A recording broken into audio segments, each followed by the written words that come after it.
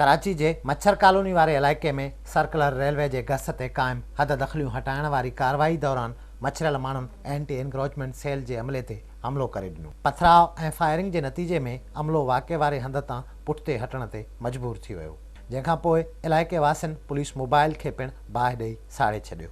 मच्छर कॉलोनी में Karachi circular railway जी route ते क़ाइम पक्कनि घरनि ऐं मुख़्तलिफ़ इमारतुनि खे ड्राहे पट करण वारी कार्रवाई गुज़िरियल दिहाड़े खां जारी हुई। अॼु पिणु अमले 20 खां वधीक घरनि खे हेवी मशीनरी जी मदद सां ड्राहे पट करे छॾियो।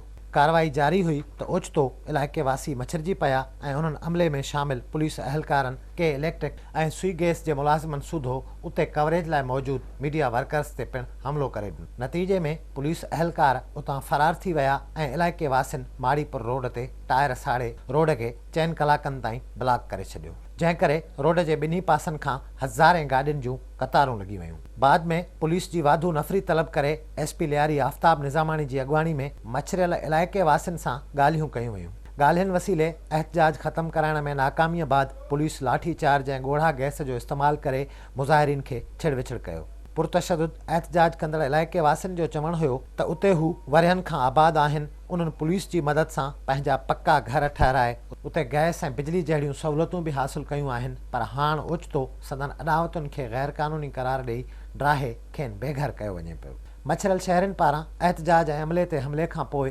कार्रवाई खे रोकियो वियो।